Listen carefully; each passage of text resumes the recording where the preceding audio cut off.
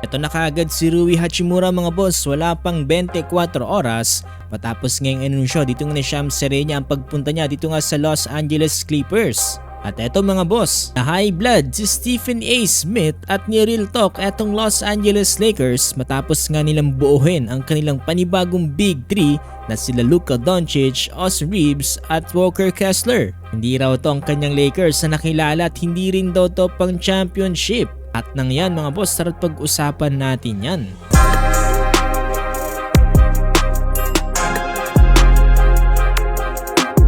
So ito mga boss, matapos ngang tuluyan ng bitawan ng Los Angeles Lakers ngayong araw etong si Rui Hachimura, talagang marami mga fans ng Los Angeles Lakers ang hindi nagustuhan ang ginagawa ngayon dito nga ni Rob Pelinka. Dahil kung titignan ay talagang ubos nga daw etong mga players ng Los Angeles Lakers na bumuhat sa kanila nitong nakarang NBA playoffs. Bilang na nga dyan etong sila Luke Kennard, Marcus Smart, Rui Hachimura, LeBron James at itong si DeAndre Ayton. Parang hindi naapektuhan etong Los Angeles Lakers at hindi nila tinignan itong mga nagawa ng mga players na to para sa kanilang franchise. Talagang pinipilit nilang i-rebuild ngayon etong ang purple and gold.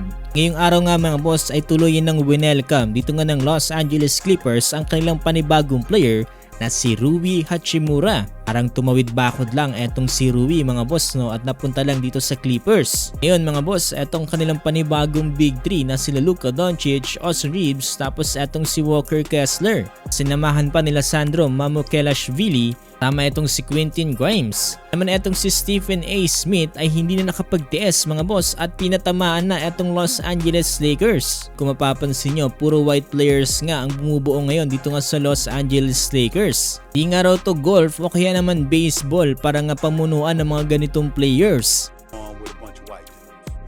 Somebody had to say it, so I'm saying it. Your 3 top players are white dudes? Really? This ain't golf? This ain't baseball. Hell, it ain't even soccer.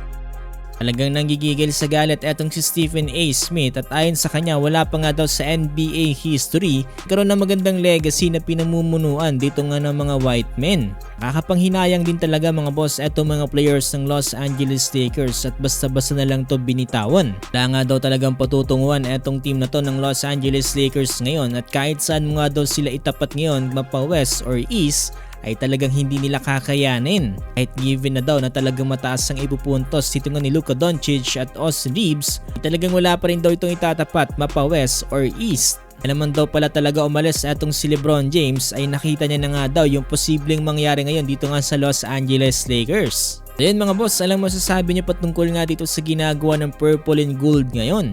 Tingin niyo mga boss, malayo nga bang mararating nila ngayong paparating na NBA season? Pala mga boss, nakikisuyo po ako sa inyo na pakilike po itong ating video at pakafollow na rin po sana mga boss itong ating page dahil magiging malaking tulong na po yan para sa ating channel. Maraming salamat po talaga sa inyo mga boss.